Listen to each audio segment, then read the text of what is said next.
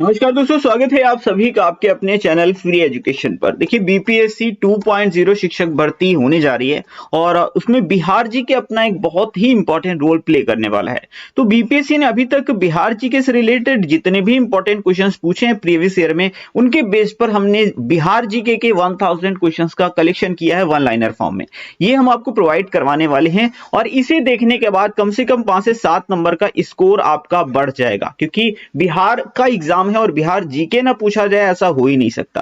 तो ये वीडियो उन सभी एस्पिरेंट्स के लिए इंपॉर्टेंट है जो बिहार का जो टीचर का एग्जाम होने वाला है 2.0 वो देने के लिए जा रहे हैं या बिहार का कोई सा भी एग्जाम देने के लिए जा रहे हैं। तो चलिए शुरू करते हैं। काफी ज्यादा इंपॉर्टेंट सेशन होने वाला है, बने रहिए हमारे साथ, आपको यकीनन काफी मजा आने वाला है। तो पहला प्रश्न लेते हैं, एक प्रांत के रूप में बिहार को बंगाल से कब अलग किया गया था? तो बिहार को बंगाल से अलग किया गया था 22 मार्च सन 1912 को। ये प्रश्न ऐसे भी पूछ सकते हैं कि बिहार का गठन कब हुआ था, तब भी आपको बताना है 22 मार्च सन 1912 को। और हर साल 22 मार्च को ही बिहार दिवस भी मनाया जाता है, क्योंकि 22 मार्च को ही तो बिहार का गठन हुआ था।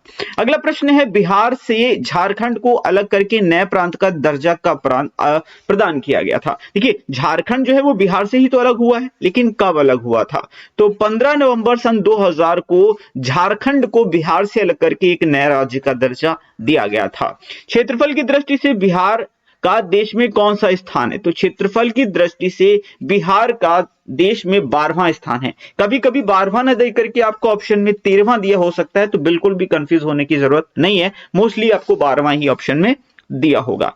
अगला प्रश्न है, एशिया की सबसे बड़ी गोखुर झील कहां है? तो ये कांवर झील है और जो कि बेगूसराय में स्थित है। 1857 के विद्रोह का नेतृत्व बिहार में किसने किया था? तो ये कुंवर सिंह ने किया था। बहुत ही इंपॉर्टेंट क्वेश्चन है, ये तो जीके में भी पूछा जाता है, बिहार जीके के अलावा भी ये प्रश्न काफी ज्यादा प्रचलित है। प्रश्न नंबर 6 है, एशिया के सबसे बड़ा पशु मेला कब और किस स्थान पर आयोजित होता है? तो एशिया का सबसे बड़ा पशु मेला कार्तिक पूर्णिमा को आयोजित होता है और ये बिहार के सोनपुर में आयोजित होता है। ये भी प्रश्न डिफरेंट एग्जाम्स में पूछा जाता है। बिहार में रेल पहिया कारखाना किस स्थान पर अवस्थित है? तो ये बेला दरियापुर सारण में अवस्थित है। पाल युगीन कलाकार धीमन और उसके पुत्र बिट्टपाल कहां के निवासी थे? तो ये नालंदा जिले के निवासी थे।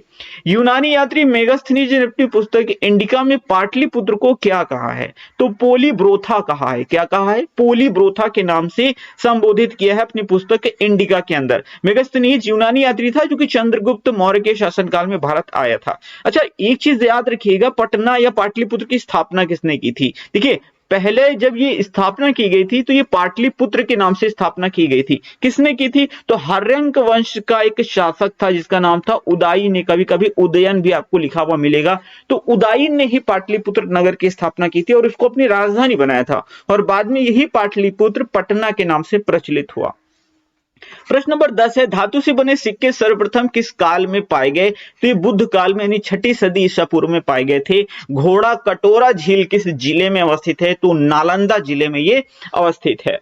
प्रश्न नंबर 12 है, बिहार सरकार के पर्यटन विभाग ने कितने पर्यटक सर्किट को चिन्हित किया है? तो ये 8 पर्यटक सर्किट को चिन्हित किया है। झारखंड के गठन के बाद बिहार में राज्यसभा के सदस्यों की कुल संख्या कितनी है? तो वर्तमान की ही बात हो रही है। तो वर्तमान में जो राज्यसभा सदस्यों की संख्या है बिहार में वो है 16। और अगर लोकसभा सदस्यों की संख्या पूछ ली जाए, ठीक है, लोकसभा सदस्यों की संख्या वर्तमान में कितनी है? तो 40 है। अच्छा, एक चीज याद रखिएगा, बिहार की जो संसदीय व्यवस्था है वो द्विसदनात्मक है, यानी यहां पर विधानसभा भी है, ठीक है, और विधान परिषद भी है। क्या है? विधानसभा भी है और विधान परिषद भी है। तो अगर विधानसभा सदस्यों की संख्या पूछ ली जाए तो आप बता दीजिएगा 243 है, और विधान परिषद सदस्यों की संख्या पूछी जाए तो 75 है। ये सारी पॉइंट्स जो मैंने आपको बताए हैं ये जरूर याद रखिएगा।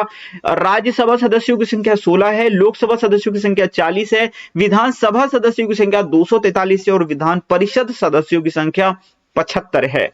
प्रश्न नंबर 14 है, बिहार राज्य का क्षेत्रफल कितना है? तो 94,163 वर्ग किलोमीटर ये बिहार का क्षेत्रफल है, जो कि पूरे भारत के क्षेत्रफल का 2.86% कवर करता है। यानी भारत के भौगोलिक क्षेत्रफल का 2.86% है। ये दोनों ही पॉइंट्स आपको याद रखने, कितना है और कितना परसेंटेज ये कवर करता है। पूरे पॉइंट्स आपको याद रखने हैं। नौ नालंदा महाविहार किसके लिए प्रसिद्ध है? तो ये पाली अनुसंधान संस्थान है। और आपको पता है ना, जो बौद्ध धर्म के जो ग्रंथ हैं वो किस भाषा में है? वो पाली भाषा में है। यूनानियों ने किसे अमित्रोचेट से अमित्रघात अर्थात शत्रुओं का नाश करने वाला कहा है? तो ये बिंदुसार को कहा था। यूनानी राजदूत एवं इंडिका का लेखक मेगास्थनीज किसके दरबार में पाटलिपुत्र आया था? तो ये चंद्रगुप्त मौर्य के दरबार में पाटलिपुत्र आया था। घोघा झील कहां पर अवस्थित है? मनिहारी कटिहार में घोघा झील अवस्थित है। खरवार आंदोलन का नेतृत्व किसने किया था? तो भागीरथ मांझी ने खरवार आंदोलन का नेतृत्व किया था। प्रश्न नंबर 20 है, सुदर्शन झील का निर्माण किसने कराया था? तो चंद्रगुप्त मौर्य ने पुष्यगुप्त के द्वारा ये सुदर्शन झील का निर्माण करवाया था। खोंड जनजाति बिहार के किस क्षेत्र में निवास करती है? तो भोजपुर शाहाबाद में निवास करती है खोंड नाम की जनजाति। खुदा बख्श लाइब्रेरी की स्थापना कब हुई थी? 5 अक्टूबर 1891 में हुई थी। बिहार में लोकसभा सदस्यों की संख्या कितनी है? मैंने आपको बताई थी 40 है। कितनी है? 40 है। अगला प्रश्न है, बिहारी बाबू के नाम से किस अभिनेता को जाना जाता है? तो शत्रुघ्न सिन्हा को बिहारी बाबू के नाम से जाना जाता है। यह भी प्रश्न कई बार एग्जाम में आ चुका है। 18 से 29 अगस्त 1920 को बिहार प्रांतीय सम्मेलन का 12वां अधिवेशन कहां हुआ था? तो ये भागलपुर में हुआ था। कहां हुआ था? भागलपुर में। सभी मनुष्य मेरी संतान है, यह कथन किस शासक का है? अशोक का ये कथन है। छांदोग्य 10 पद्धति नामक पुस्तक की रचना किसने की थी? वीरेश्वर ठाकुर ने ये की थी। ये फ्रेंड्स, आगे बढ़ने से पहले एक इंपॉर्टेंट इंफॉर्मेशन दे देता हूं। देखिए, जो आपको जो भाग 2 आने वाला है आपके एग्जाम्स में, उसमें आपका 40 नंबर का जीके जीएस से रिलेटेड क्वेश्चंस पूछे जाएंगे। तो उसके लिए हमने स्पेशली ये ई बुक तैयार कर दी है। इसके अंदर सारे इंपॉर्टेंट जीके के क्वेश्चंस आपको मिल जाएंगे, चाहे वो विश्व का भूगोल हो, भारत का भूगोल हो, भारत का इतिहास हो, भारत का संविधान हो, अर्थव्यवस्था हो, सामान्य विज्ञान हो, computer GK, A to Z सारे क्वेश्चन आपको वन लाइनर फॉर्म में इसमें मिल जाएंगे। और ये काफी ज्यादा इंपॉर्टेंट है। सारी जो ई बुक है ये कंप्लीटली प्रीवियस ईयर पर बेस्ड है और ये बीपीएससी के लिए काफी ज्यादा स्पेशल ई बुक होने वाली है। साथ ही हमने करंट अफेयर्स की ई बुक तैयार कर दी है और सामान्य विज्ञान की भी ई बुक्स हमारी रेडी है और इन सभी के लिंक्स आपको डिस्क्रिप्शन बॉक्स में मिल जाएंगे। तो अगर आप अपने एग्जाम में 100% सफलता चाहते हैं तो इन ई बुक्स को आप परचेज कर सकते हैं। लिंक्स आपको डिस्क्रिप्शन बॉक्स में मिल जाएंगे। बढ़ते हैं अगले प्रश्न की ओर। प्रश्न नंबर 28 से, पटना स्थित पत्थर की मस्जिद को किस अन्य नाम से जाना जाता है? तो इसको संगी मस्जिद के नाम से जाना जाता है। Bharat wagon and engineering company limited कहां पर अवस्थित है? ये मोकामा पटना में अवस्थित है। गुप्त राजा जिसने विक्रमादित्य की पदवी धारण की थी वह कौन है? तो चंद्रगुप्त द्वितीय ने जो है ये विक्रमादित्य की पदवी धारण की थी। याद रखिएगा, चंद्रगुप्त द्वितीय जो है, चंद्रगुप्त द्वितीय ये मौर्य वंश के नहीं है, ये गुप्त वंश के शासक थे। ठीक है, ये गुप्त वंश के काफी प्रतापी शासक थे और इन्होंने ही विक्रमादित्य की पदवी धारण की थी। और गुप्त वंश का के संस्थापक कौन थे? तो श्री गुप्त थे। अगला प्रश्न है, ऋग्वेद के किस मंडल के किस सूक्त में पहली बार वर्ण व्यवस्था का उल्लेख किया गया था? तो 10वें मंडल में वर्ण व्यवस्था का उल्लेख किया गया था और 10वें मंडल के पुरुष सूक्त में 4 प्रकार के वर्णों की व्यवस्था के बारे में बताया गया था। उन्हीं वर्णों की बात हो रही है।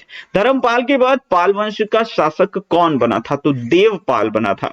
धर्मपाल ने किसको कन्नौज का शासक नियुक्त किया था? चक्रायुध को कन्नौज का शासक नियुक्त किया था। प्रश्न नंबर 34 है, अर्थव्यवस्था में विकासशील देशों के लिए रोलिंग प्लान की अवधारणा सर्वप्रथम किसने प्रस्तुत की थी? तो मुन्नार मिर्डल ने प्रस्तुत की थी रोलिंग प्लान। आपको याद है 1978 से 80 के बीच में ये रोलिंग प्लान चलाया गया था जब जनता पार्टी की सरकार आई थी।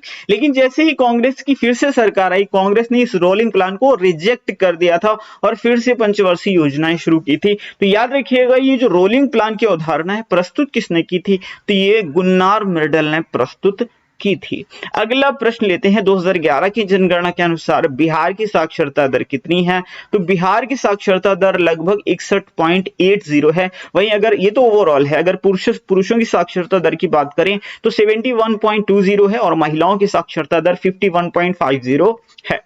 प्रश्न नंबर 36 है, 15वीं सदी में कौन सा नगर इस्लाम धर्म और संस्कृति का प्रमुख केंद्र था?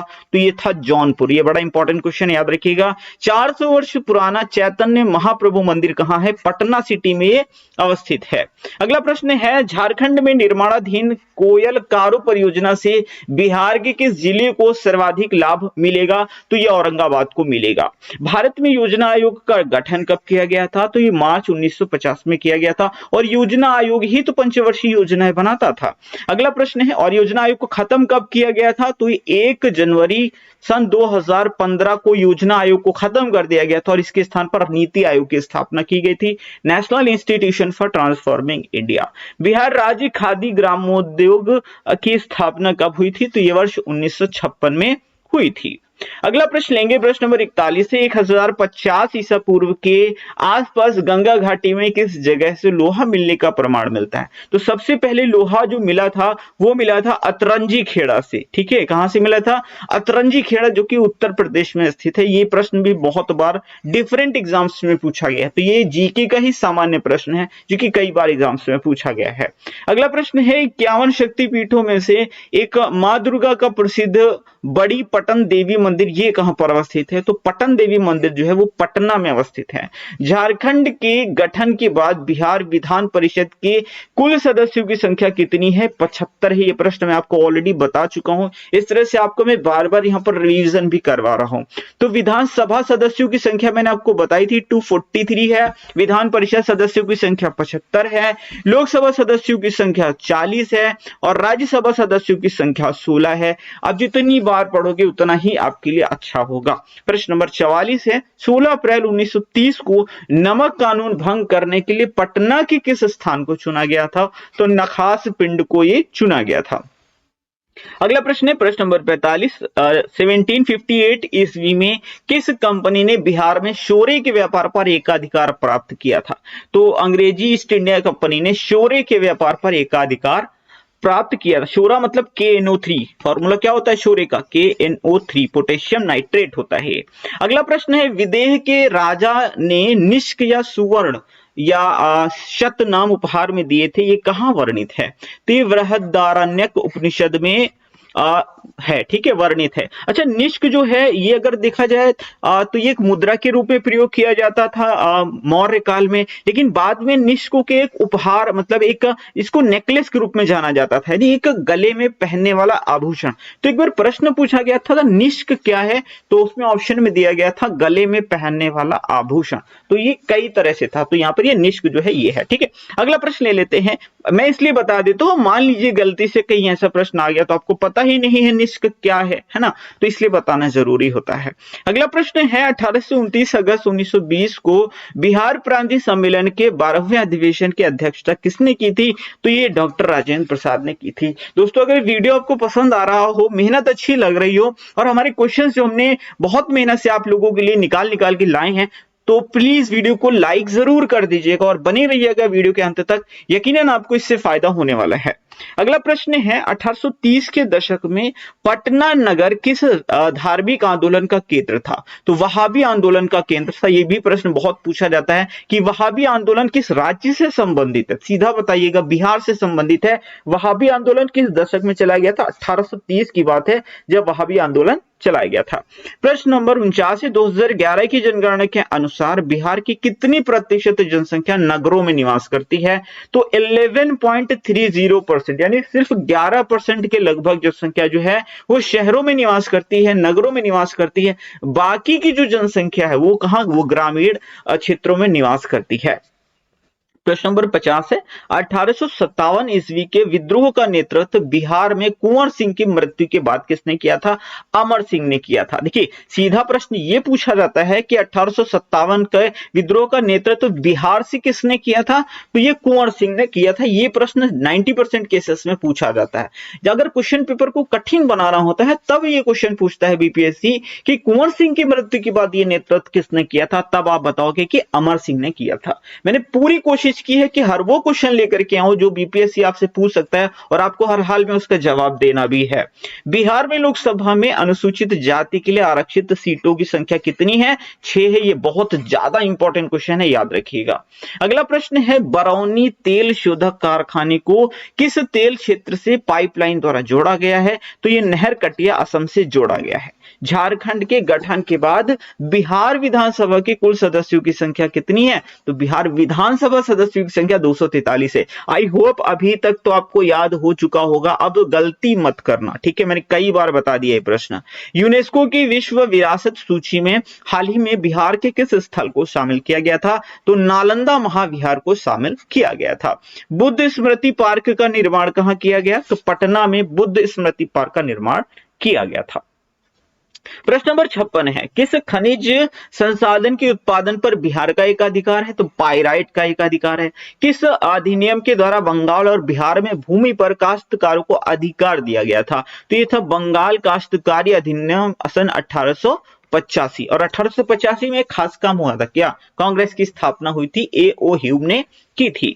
अगला प्रश्न है 1899 से सन 1900 में मुंडा आंदोलन के नेता कौन थे? तो बिरसा मुंडा थे। अच्छा देखिए, आप कहोगे सर ये तो झारखंड का है, लेकिन याद रखो झारखंड बिहार का ही तो हिस्सा था। वर्ष 2000 मैंने आपको बताया ना, 15 नवंबर सन 2000 को ही झारखंड को अलग किया गया। उसके पहले झारखंड और बिहार तो एक अखंड बिहार के रूप में जाना जाता था। अगला प्रश्न है, बेगूसराय, मुंगेर, पूर्णिया, कटिहार को किस वर्ष नगर निगम का दर्जा दिया गया था? तो वर्ष 2009 में इन्हें नगर निगम का दर्जा दिया गया था। प्रश्न नंबर 60 है, 1916 में लखनऊ के कांग्रेस अधिवेशन में बिहार के प्रतिनिधि के रूप में कौन सम्मिलित हुए थे? तो राजकुमार शुक्ल और ब्रजकिशोर प्रसाद इसमें सम्मिलित हुए थे। 1921 में गांधी जी ने पटना में किस कॉलेज की स्थापना की थी? तो बिहार विद्यापीठ की स्थापना की थी। क्वेश्चन नंबर 62 है, 1922 ईस्वी में चित्तरंजन दास की अध्यक्षता में कांग्रेस का 37वां अधिवेशन बिहार के किस शहर में आयोजित किया गया था? तो ये गया में आयोजित किया गया था, और गया बिहार का सबसे गर्म स्थान के रूप में जाना जाता है। अगला प्रश्न लेते हैं, एनटीपीसी के नियंत्रणाधीन कहलगांव ताप विद्युत संयंत्र बिहार राज्य के किस जिले में स्थित है? तो ये भागलपुर में स्थित है। इंपॉर्टेंट है, याद रखिएगा। प्रश्न नंबर 64 है, 1934 में पटना में अंजुमन इस्लामिया हॉल में औपचारिक रूप से किस पार्टी के गठन की घोषणा की गई थी? तो ये भारतीय कांग्रेस समाजवादी पार्टी की घोषणा की गई थी। 1934 की बात है। कांवर झील किस जिले में अवस्थित है? तो बेगूसराय में कांवर झील अवस्थित है। बिहार के किस जिले में बेरिलियम पाया जाता है? तो बेरिलियम जो है एक तत्व है जो कि गया में पाया जाता है। अगला प्रश्न है, पटना विश्वविद्यालय का प्रथम गैर सरकारी वाइस चांसलर किसे नियुक्त किया गया था? तो सच्चिदानंद सिन्हा को नियुक्त किया गया था। 1940 ईस्वी में किस स्थान पर भारतीय राष्ट्रीय कांग्रेस का 53वां अधिवेशन हुआ था? तो रामगढ़ झारखंड में हुआ था।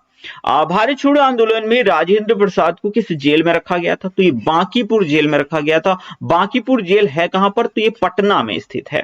अगला प्रश्न है, 11 अगस्त 1942 को सचिवालय गोलीकांड बिहार में कहां पर हुआ था? तो सचिवालय गोलीकांड जो है ये पटना में हुआ था। 1946 में किस नेता को बिहार का मुख्यमंत्री नियुक्त किया गया था? तो श्री कृष्ण सिंह को नियुक्त किया गया था। और अगर ऐसे पूछा जाए कि बिहार के पहले मुख्यमंत्री कौन थे, तभी आप बताएंगे श्री कृष्ण सिंह थे, जो कि 1946 से लेकर के 1961 तक बिहार के मुख्यमंत्री रहे थे।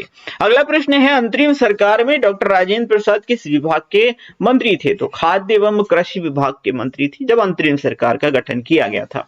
आजादी के बाद नवंबर 1947 में भारतीय राष्ट्रीय कांग्रेस के अध्यक्ष कौन नियुक्त हुए थे? तो डॉक्टर राजेंद्र प्रसाद नियुक्त हुए थे।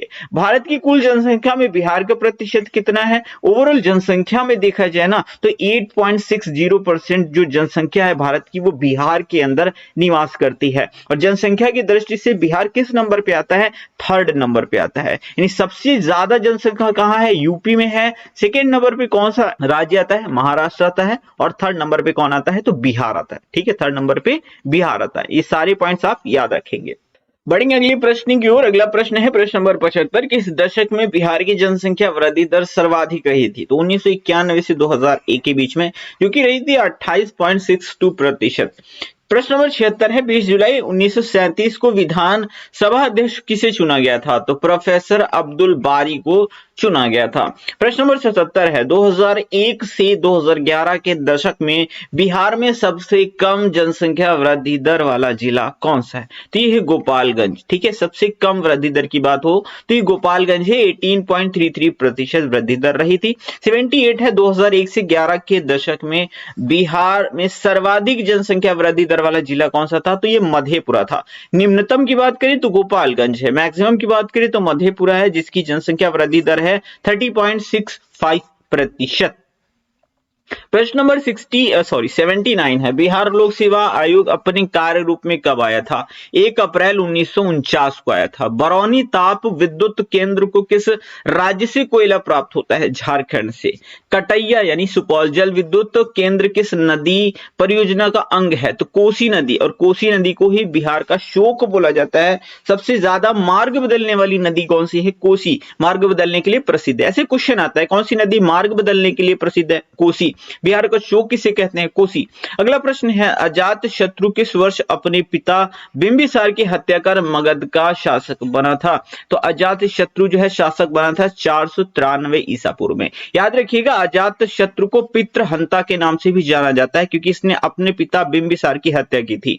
अच्छा, एक प्रश्न ऐसे पूछा जाता है कि हर्यंक वंश का संस्थापक कौन था? तो हर्यंक वंश का जो संस्थापक था वो बिंबिसार था, और बिंबिसार का बेटा था अजात शत्रु, और अजात शत्रु ने अपने पिता को 493 ईसा पूर्व में मार करके गद्दी हासिल की थी। और अजात शत्रु का जो बेटा था ना, उसका नाम था उदायन। क्या नाम था? उदायन। और उदायन ने क्या किया? उसने अपने पिता अजात शत्रु को मार के गद्दी हासिल की थी। और उदायन ही वो व्यक्ति था जिसने पाटलिपुत्र की स्थापना की थी, जिसे आज पटना के नाम से जाना जाता है। तो देख रहे हैं ना, पूरी सीरीज बन गई। बिंबिसार का लड़का अजात शत्रु का लड़का उदायन है, और उदायन ने ही पाटलिपुत्र नगर की स्थापना की थी।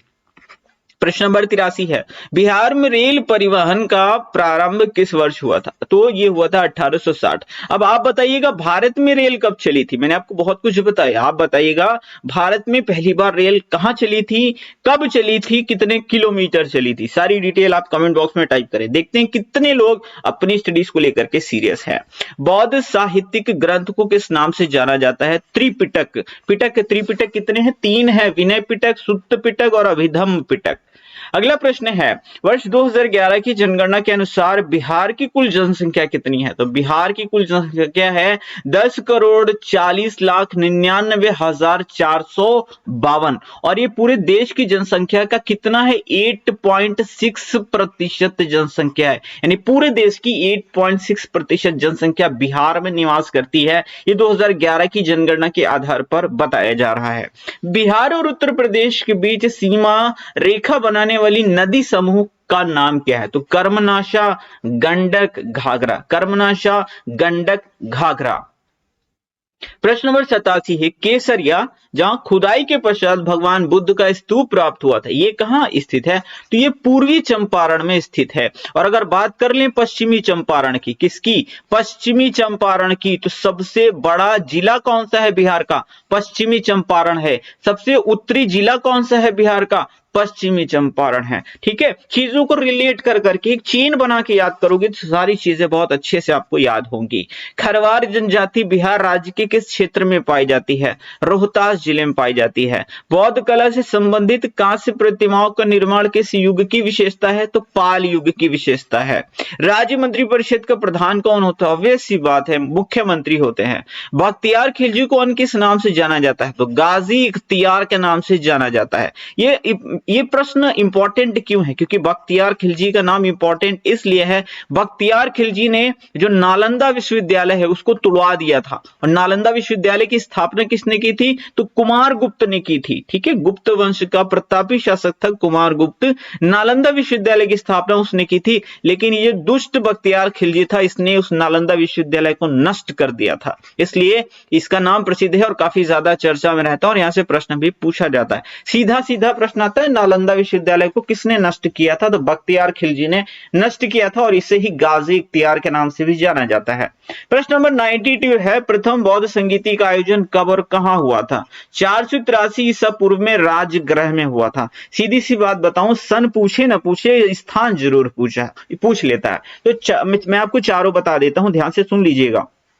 यहां पर बता देता हूं फिर मिटा दूंगा। 4 बौद्ध संगीतियां हुई थी। सबसे पहली कौन सी हुई थी? राजगृह में हुई थी। कहां हुई थी? राजगृह में हुई थी। ठीक है। फिर दूसरी जो हुई थी, यानी ये पहली वाली थी, दूसरी जो हुई थी वो हुई थी वैशाली में। कहां हुई थी? वैशाली में हुई थी। तीसरी जो हुई थी वो कहां हुई थी? तो वो पाटलिपुत्र में हुई थी। कहां हुई थी? पाटलिपुत्र में हुई थी। और जो चौथी हुई थी वो कुंडल वन में हुई थी। कहां हुई थी? कुंडल वन में आयोजित हुई थी। अब मैंने ये कैसे याद रखा है, मैं आपको एक टेक्निक बता देता हूं। मान लीजिए एक राजा है, कौन है? राजा है, और उनकी पत्नी का नाम है वैशाली।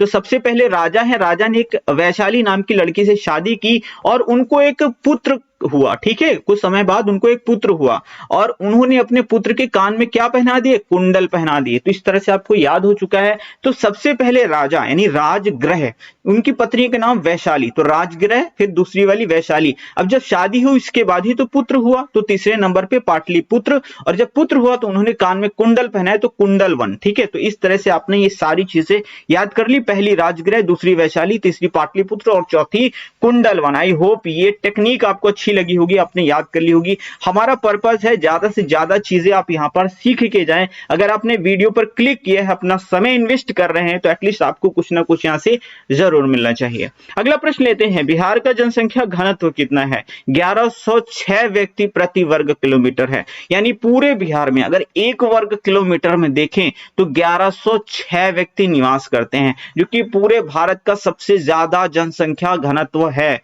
पूछा जाए कि भारत में सबसे ज्यादा जनसंख्या घनत्व किस राज्य का है, तो आप बताएंगे बिहार का है। कितना है? 1106 व्यक्ति प्रति वर्ग किलोमीटर। और अगर ऐसे पूछ लें कि भारत में सबसे कम जन घनत्व किस राज्य का है, तब आप बताओगे कि वो अरुणाचल प्रदेश का है। क्या? अरुणाचल प्रदेश का है। कितना है? 17 व्यक्ति प्रति वर्ग किलोमीटर, यानी 1 वर्ग किलोमीटर में सिर्फ 17 व्यक्ति निवास करते हैं अरुणाचल प्रदेश में। तो ये मैं आपको एक्स्ट्रा नॉलेज दे रहा हूं, को याद लेते हुए चलिएगा, क्योंकि ये सारे प्रश्न प्रीवियस ईयर में पूछे गए हैं। हाँ, ये बिहार जीके से संबंधित नहीं है, लेकिन आपके नॉलेज के लिए बहुत इंपॉर्टेंट है। अगला प्रश्न है, कलिंग युद्ध कब हुआ था? तो 261 ईसा पूर्व में हुआ था। अशोक ने कलिंग पर आक्रमण किया था। एक क्वेश्चन ये पूछा जाता है कि अशोक ने अपने शासन के किस वर्ष कलिंग पर आक्रमण किया था? तो 8वें वर्ष, क्योंकि अशोक 269 ईसा पूर्व में गद्दी पर बैठ गए थे और उन्होंने अपने शासन के 8वें वर्ष यानी 261 ईसा पूर्व में कलिंग पर आक्रमण किया था। तो याद रखिए कौन से वर्ष? अपने शासन के 8वें वर्ष कलिंग पर आक्रमण किया था। बहुत बार ये प्रश्न पूछा गया है। तो बढ़ जाते हैं अगले प्रश्न की ओर। मैंने खिचड़ी काफी बना दी है, थोड़ी सी खिचड़ी कम कर देते हैं। ठीक है, क्योंकि आपको समझाना जरूरी है, इसलिए खिचड़ी बनानी पड़ती है। गेहूं और गुलाब बिहार के किस साहित्यकार की रचना है? तो गेहूं और गुलाब राम वृक्ष बेनीपुरी की रचना है, जो कि 1994 ईस्वी में लिखी गई थी। अगला प्रश्न है, मंत्री परिषद का कार्यकाल कितने साल का होता है? 5 साल का होता है। महावीर स्वामी की माता का नाम क्या था? त्रिशिला था। विदेह दत्ता भी बोला जाता है। प्रश्न नंबर 98 है, चंद्रभारी संग्रहालय दरभंगा की स्थापना कब हुई थी? तो ये हुई थी सन 1957 को। बिहार की सिल्क नगरी के नाम से किसको जाना जाता है? तो ये भागलपुर को जाना जाता है। नकटी झील बिहार के किस जिले में है? तो जमुई में है। कहां है? जमुई में है। मौर्य काल में कौन सा कर पशुओं की रक्षा के लिए दिया जाता था या लिया जाता था? मतलब जो राजा लोग लेते थे, जनता देती थी, उसे विविध कहा जाता था। प्रश्न नंबर 102 है, 2011 की जनगणना के अनुसार राज्य में पुरुष और महिला साक्षरता दर कितनी है? तो पुरुष साक्षरता दर है 71.20% और महिला साक्षरता दर है 51.50%। मुजफ्फरपुर में खुदीराम बोस और प्रफुल्ल चाकी द्वारा किंग्सफोर्ड की हत्या का प्रयास कब किया गया था? तो ये 1908 में किया गया था। मुख्यमंत्री श्रम शक्ति योजना की शुरुआत बिहार में किस वित्तीय वर्ष में हुई थी? तो 2008-9 में हुई थी। ये प्रश्न पूछा जा चुका है। अगले प्रश्न की ओर बढ़ जाते हैं। अगला प्रश्न है, मगध साम्राज्य का वास्तविक संस्थापक कौन था? बिंबिसार था। मैंने आपको बताया ना, बिंबिसार ने हर्यंक वंश की स्थापना की थी। कौन सा वंश? हर्यंक वंश की स्थापना की थी और इसे श्रेणिक के नाम से जाना जाता था। याद रखिएगा, ये प्रश्न भी पूछा जा चुका है कि किसे श्रेणिक के नाम से जाना जाता था। तो हर्यंक वंश का जो संस्थापक बिंबिसार था, इसे ही श्रेणिक के नाम से जाना जाता था। और इसके शासनकाल में एक वैद्य हुआ करता था जीवक, वो काफी ज्यादा प्रसिद्ध वैद्य हुआ करता था। सीधा पूछा जाता है जीवक किसके शासनकाल में हुआ करते थे, तो बहुत प्रसिद्ध वैद्य थे जीवक, ये बिंबिसार के ही राज दरबार में हुआ करते थे।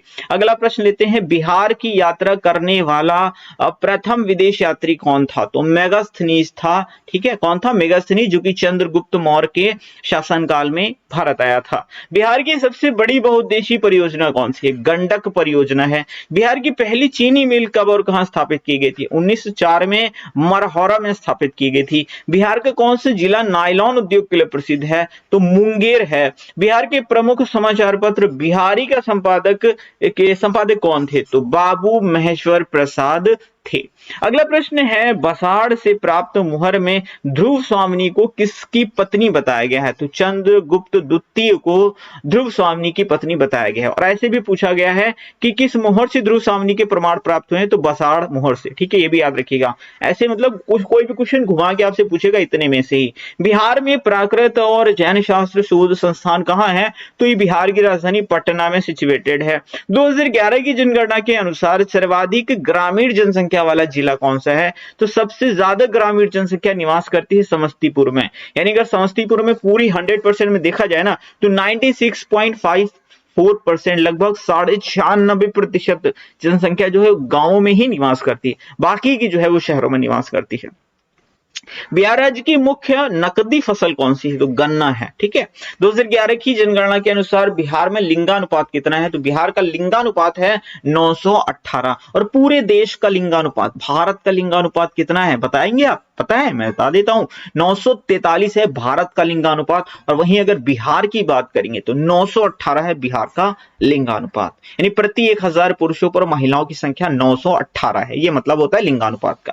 प्रश्न नंबर 116 है, कुल जनसंख्या की दृष्टि से देश में बिहार का स्थान कितना है? तो जनसंख्या के मामले में बिहार तीसरे नंबर पे आता है। पहले नंबर पे सबसे ज्यादा जनसंख्या यूपी की है, सेकेंड नंबर पे महाराष्ट्र की और थर्ड नंबर पे बिहार की है।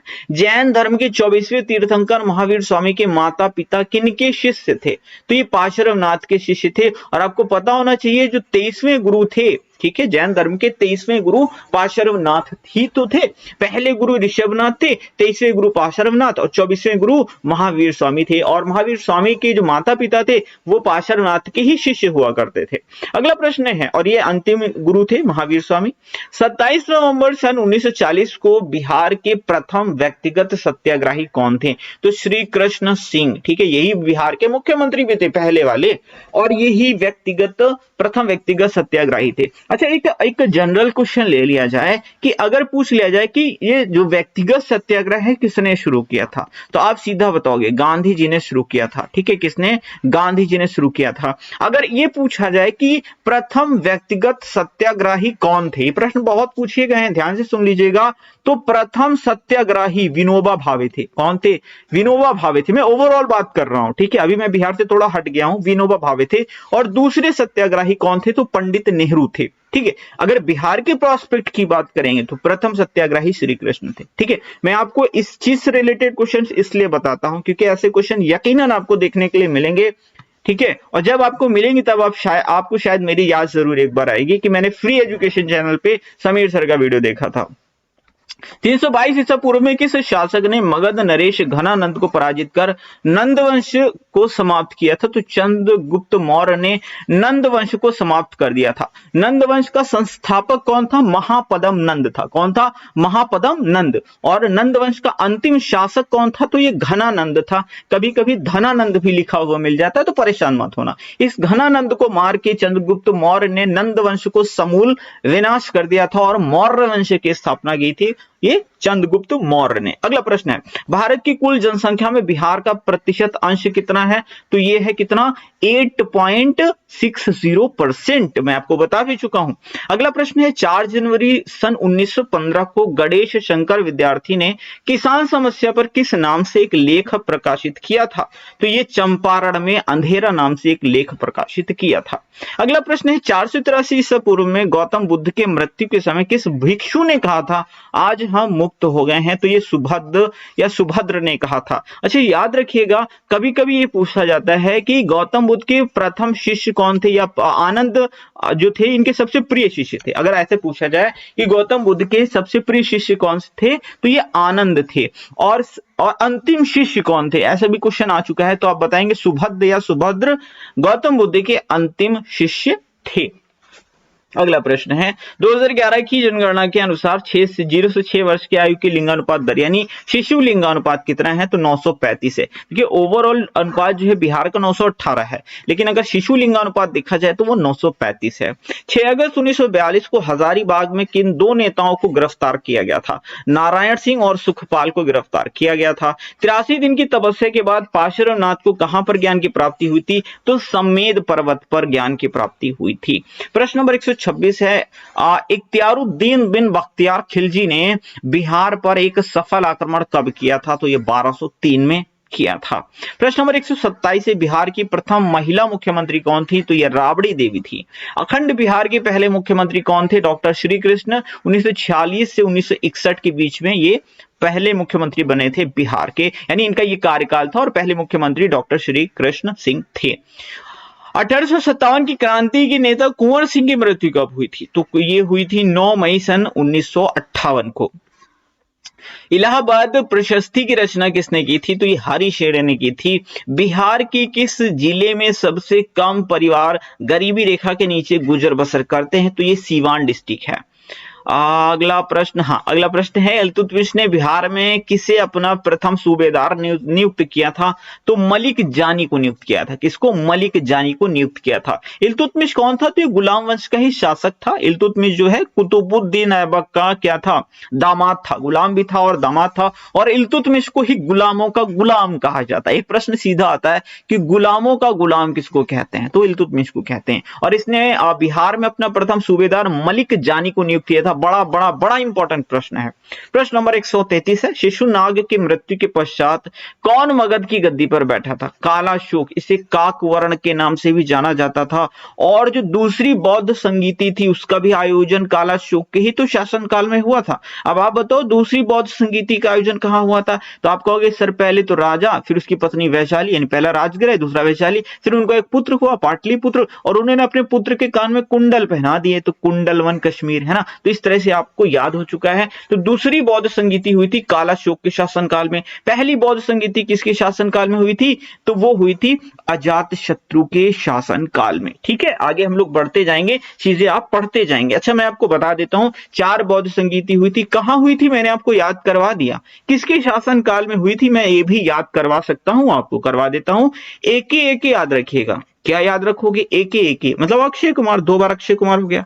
तो ए फॉर होता है अजातशत्रु, के फॉर होता है कालाशोक, फिर ए फॉर होता है अशोक, फिर होता है ये आपका कनिष्क। यानी पहली वाली होती है किसके शासनकाल में? आप कहोगे अजातशत्रु। दूसरी वाली होती है के फॉर कालाशोक, तीसरी वाली होती है अशोक के शासनकाल में, और चौथी वाली होती है कनिष्क के शासनकाल में। तो कहां हुई मैंने ये भी याद करवा दिया, और कौन मतलब किसके शासनकाल में हुई थी ये भी मैंने याद करवा दिया, है ना। कितना मजेदार। इसी बात पे वीडियो को लाइक कर दीजिए, दोस्तों के साथ में शेयर करना मत भूलिएगा, और पहली बार है तो सब्सक्राइब करिए। ऐसे बहुत सारे वीडियोस मैं आपको यहाँ पर प्रोवाइड करवाने वाला हूँ। प्रश्न नंबर 134 है, ईसा पूर्व 6ठी सदी में विश्व की प्रथम गणतंत्रात्मक व्यवस्था कहां थी? तो ये वैशाली में थे। याद रखिएगा 16 महाजनपद थे और उनमें गणतंत्रात्मक व्यवस्था कहां थी? वैशाली में थी। ये सामान्य जीके में भी बहुत ज्यादा प्रश्न पूछा जाता है, और बिहार जीके के प्रोस्पेक्टिव से तो इंपॉर्टेंट है ही। अगला प्रश्न लेते हैं, प्रख्यात कवि विद्यापति कहां के निवासी थे? तो ये बेनीपट्टी मधुबनी के निवासी थे। 1905 में बंगाल विभाजन के बाद किस आंदोलन की शुरुआत हुई थी? तो स्वदेशी आंदोलन की शुरुआत हुई थी। लोगों ने जो है कपड़े वपड़े जला दिए थे, विदेशी कपड़े विदेशी सामान का बहिष्कार किया था। तो ये था स्वदेशी आंदोलन, जो कि सन 1905 में चलाया गया था।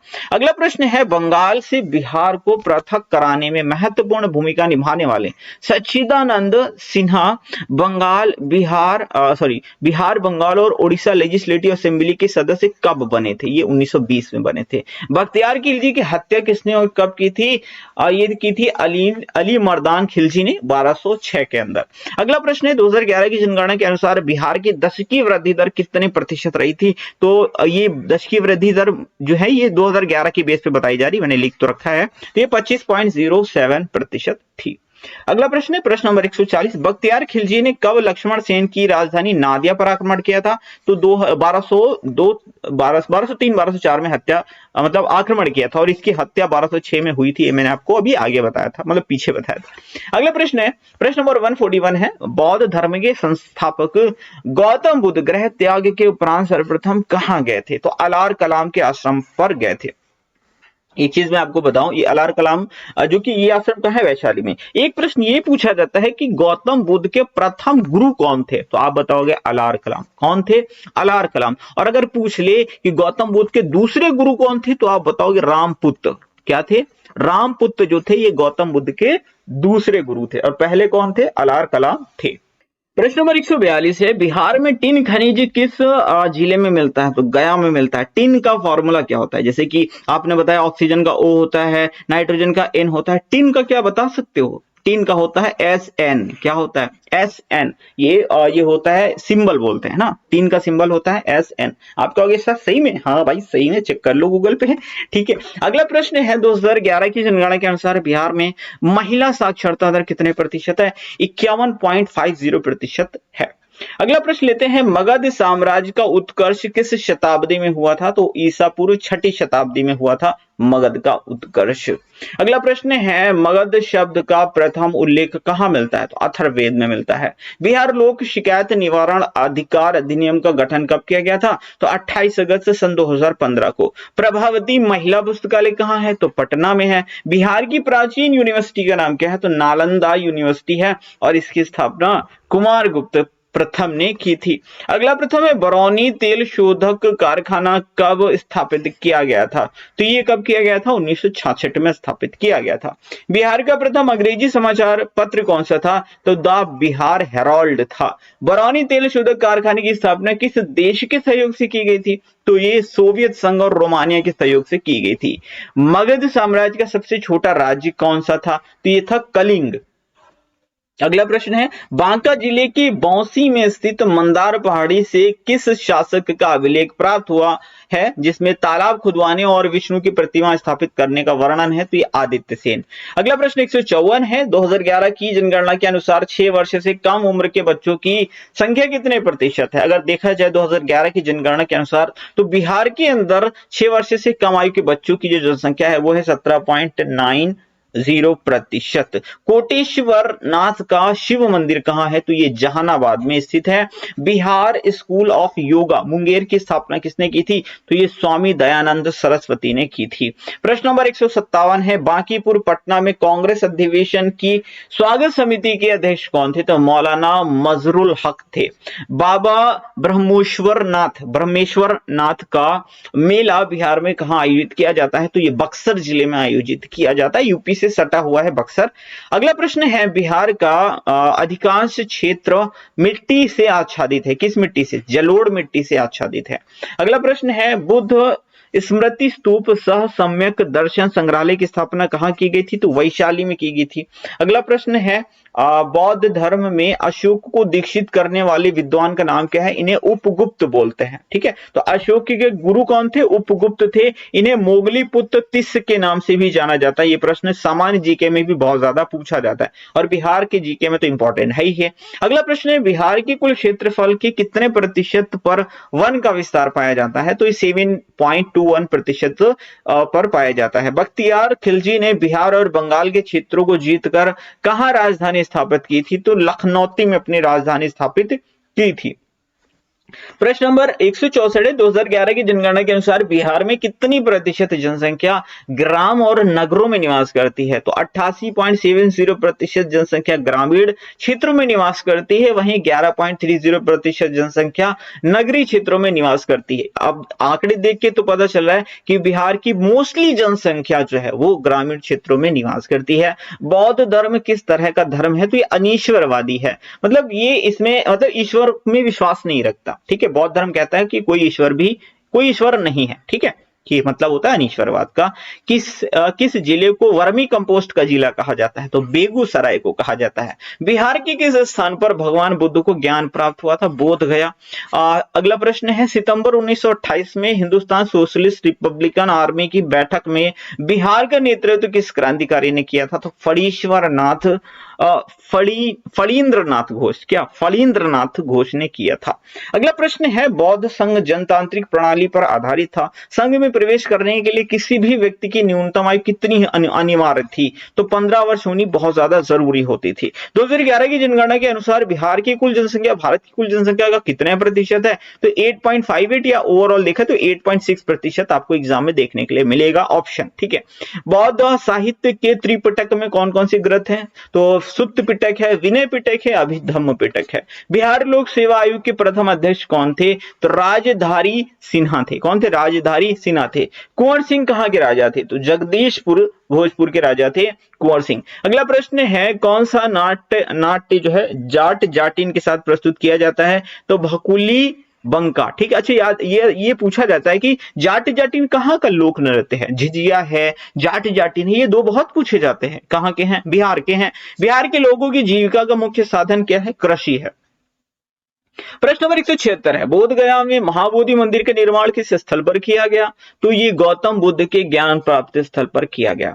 गांधी जी का चंपारण सत्याग्रह किससे रिलेटेड है? तिनकठिया से रिलेटेड है। देखिए, गांधी जी ने अपना कैरियर ही शुरुआत कहां से किया था? बिहार से शुरू किया था। यानी गांधी जी का जो पहला आंदोलन था वो था चंपारण सत्याग्रह, वर्ष 1917 में चलाया था। ठीक है, गांधी जी ने शुरू किया था। तिनकठिया व्यवस्था क्या थी? तो देखिए, जो वो थे, क्या बोलते हैं, अंग्रेज, वो क्या कहते थे कि 3/20 भाग पे, क्या 3/20 भाग पे आपको नील की खेती करनी होगी। क्या? नील की खेती मजबूर करते थे किसानों को नील की खेती करने के लिए, और उस नील का बहुत कम दाम भी देते थे। और नील की खेती करने का नुकसान ये होता था, जहां पे नील की खेती हो जाती थी वहां की जो जमीन की उर्वरा शक्ति थी वो छीड़ होने लगती थी, खत्म होने लगती थी। इसलिए किसान इसका विरोध कर रहे थे, लेकिन अंग्रेज जबरदस्ती करवा रहे थे। इसलिए गांधी जी ने आंदोलन शुरू किया था, चंपारण सत्याग्रह, और किसान और जो अंग्रेज थे उनकी ऐसी की तैसी कर दी थी। बिहार राज्य की पहली रेलवे का नाम क्या था? तो ये था ईस्ट इंडिया रेलवे। 2011 की जनगणना के अनुसार सर्वाधिक जनघनत्व वाला जिला कौन सा है? शिवहर। कौन सा है? शिवहर। और इसका जनघनत्व है कितना? तो ये है 1180 प्रति व्यक्ति प्रति वर्ग किलोमीटर। ठीक है, व्यक्ति 1180 व्यक्ति प्रति वर्ग किलोमीटर। प्रति व्यक्ति नहीं होगा, व्यक्ति प्रति वर्ग किलोमीटर, यहाँ पे प्रति लगेगा। ठीक है, इधर का उधर हो गया। तो याद रखिएगा, सबसे ज्यादा जनघनत्व कहाँ का है? शिवहर का है। और सबसे छोटा जिला भी शिवहर ही है। ठीक है, बिहार का सबसे बड़ा जिला पश्चिमी चंपारण, बिहार का सबसे छोटा जिला कौन सा है? शिवहर है। और इस छोटे से जिले के अंदर सबसे ज्यादा जनघनत्व है कितना? 1180 व्यक्ति प्रति वर्ग किलोमीटर। अगला प्रश्न है, न्यूनतम जनघनत्व वाला जिला कौन सा है? तो यह है कैमूर। यहां पर मात्र 488 व्यक्ति प्रति वर्ग किलोमीटर निवास करते हैं। सर्वाधिक जनसंख्या दशकीय वृद्धि दर वाला जिला कौन सा है? तो मधेपुरा है। यहाँ की दशकीय वृद्धि दर है 31.12%। 182 न्यूनतम जनसंख्या दशकीय वृद्धि दर वाला जिला है गोपालगंज, जहां की दशकीय वृद्धि दर है 19.02%। बिहार सरकार द्वारा नई विज्ञापन नीति 2016 का गठन कब किया गया था? तो ये 12 सितंबर सन 2016 को किया गया था। बिहार स्टूडेंट क्रेडिट कार्ड योजना कब शुरू हुई थी? 2 अक्टूबर सन 2016 को। चीनी साहित्य के अनुसार बुद्ध का जन्म कब हुआ था? तो ये 563 ईसा पूर्व में हुआ था, और 483 ईसा पूर्व में गौतम बुद्ध की मृत्यु हुई थी, और गौतम बुद्ध कुल 80 वर्ष तक जीवित रहे थे। ठीक है, कुशीनगर में मृत्यु हुई थी गौतम बुद्ध की। अगला प्रश्न है, काकोलत झरना किस जिले में अवस्थित है? तो ये नवादा जिले में अवस्थित है। कांग्रेस सोशलिस्ट पार्टी की प्रथम बैठक कहां हुई थी? तो ये पटना में हुई थी। अगला प्रश्न है, मंजूषा अंग प्रदेश की किस प्रचलित लोक कथा पर आधारित है? तो ये बिहुला विषहरी कथा पर आधारित है।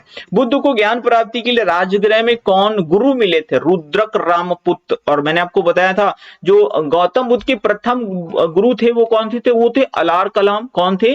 अलार कलाम। और गौतम बुद्ध के जो दूसरे गुरु थे वो कौन थे? तो वो रुद्रक रामपुत्र थे।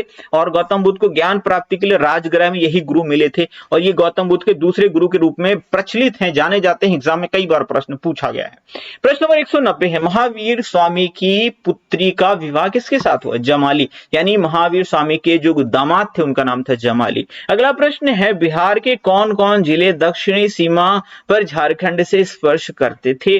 तो करते हैं, मतलब 8 जिले स्पर्श करते हैं, भागलपुर, बांका, जमुई, नवादा, गया, औरंगाबाद, रोहतास और कटिहार। एक बार मैप को अपनी नजरों के सामने रखिएगा, ज्यादा समझ में आएगा। पश्चिम बंगाल की सीमा से बिहार के कितने जिले लगे हैं? तो 3 जिले हैं, किशनगंज, पूर्णिया और कटिहार। कलकत्ता विश्वविद्यालय में प्रथम श्रेणी में प्रथम आने वाली पहले बिहारी कौन थे? तो ये थे डॉक्टर राजेंद्र प्रसाद। अगला प्रश्न है, बिहार राज्य के पहले मुख्यमंत्री कौन थे? श्री कृष्ण सिंह। ठीक है, कब से कब तक रहे थे? 1946 से 1961 के बीच में।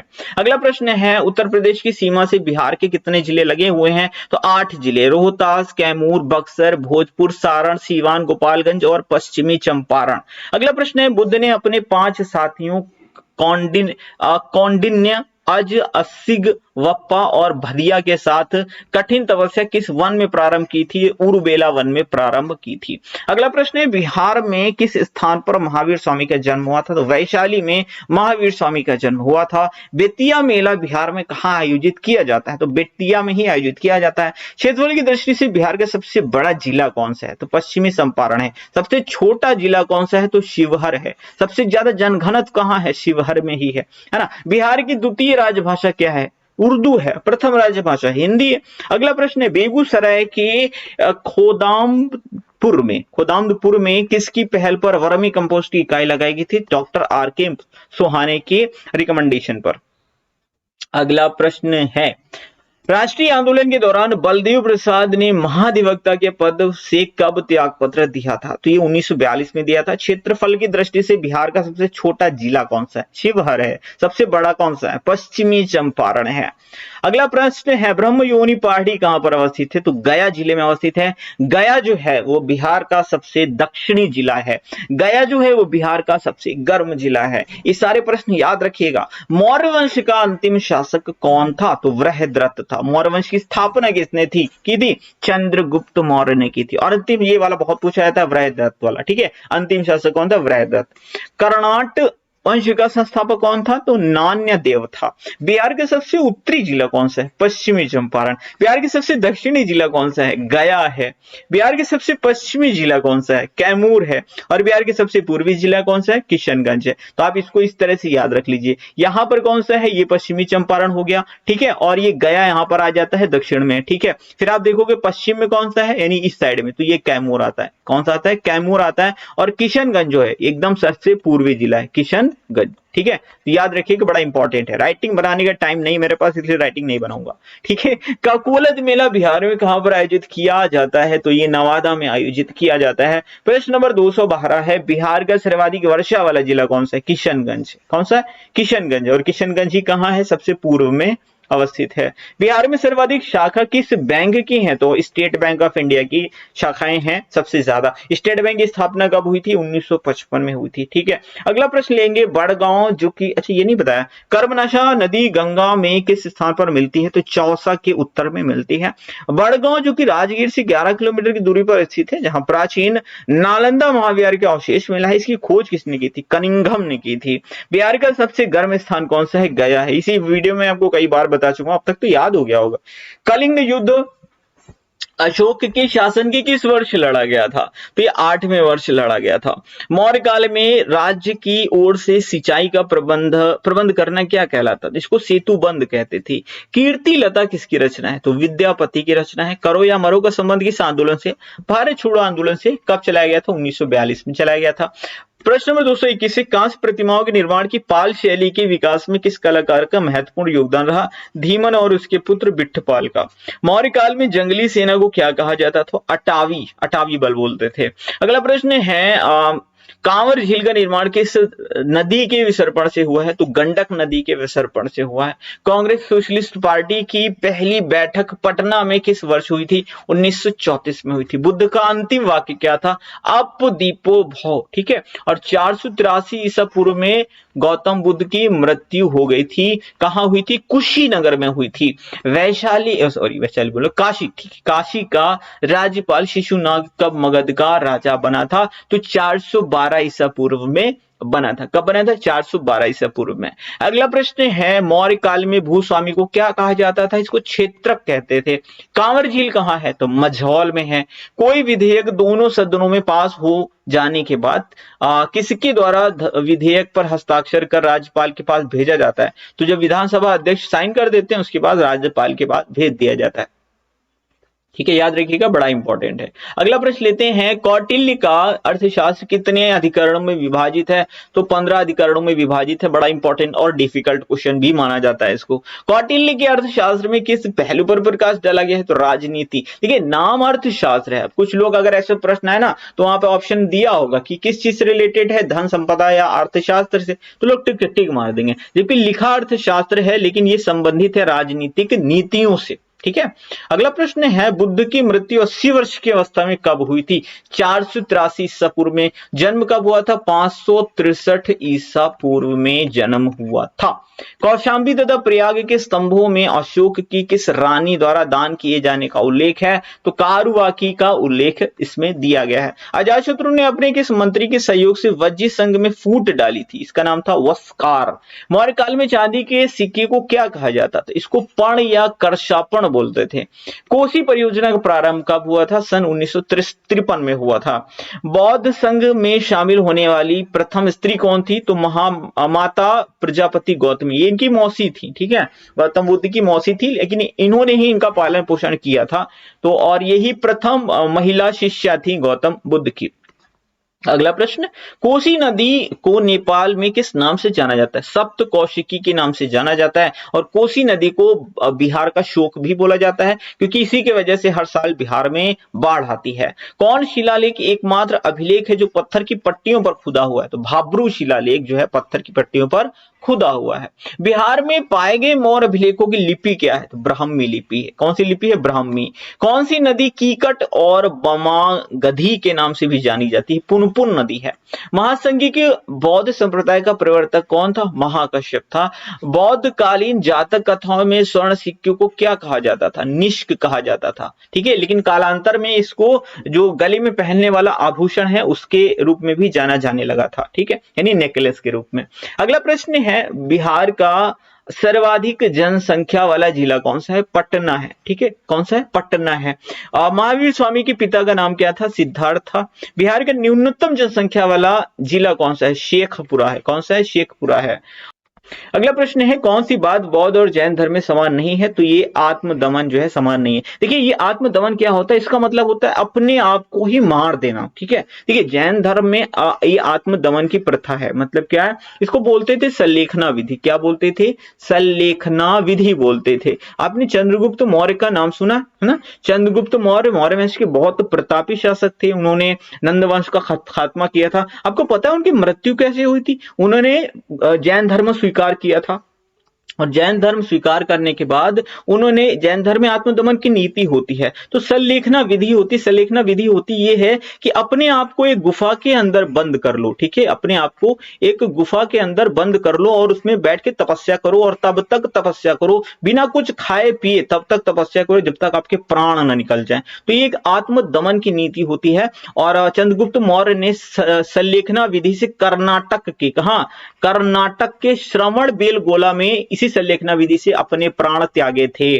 ठीक है, तो लेकिन बौद्ध धर्म इसे सपोर्ट नहीं करता था। यही अंतर है। ठीक है, समान नहीं, आत्मदमन की नीति। अगला प्रश्न है, बिहार में सर्वाधिक साक्षरता दर वाला जिला कौन सा है? तो ये रोहतास है और यहाँ की साक्षरता दर 73.37% है। न्यूनतम साक्षरता दर वाला जिला पूर्णिया है। ये भले मत याद रखो, कोई दिक्कत नहीं, लेकिन ये जरूर याद रखो। ठीक है, मौर्य काल में रेशम कहां से मंगाई जाती थी? तो चीन से मंगाई जाती थी। तो ये आज मैं 250 क्वेश्चन यहाँ पर रखता हूं, बाकी के नेक्स्ट पार्ट में हम कवर कर लेंगे। बैक टू बैक ये सारी पार्ट आपको प्रोवाइड करने की कोशिश कोशिश की जा रही है, क्योंकि एग्जाम बहुत करीब है, 7 तारीख से एग्जाम शुरू है। उम्मीद करता हूं ये वाला पार्ट तो आपको डेफिनेटली पसंद आया होगा और आपने काफी ज्यादा इसको एंजॉय भी किया होगा। वीडियो को लाइक, शेयर और सब्सक्राइब जरूर कर दीजिएगा और अपना वैल्यूएबल फीडबैक कमेंट बॉक्स में जरूर से जरूर टाइप करिएगा। मिलते हैं अगले पार्ट में। Thank you for watching.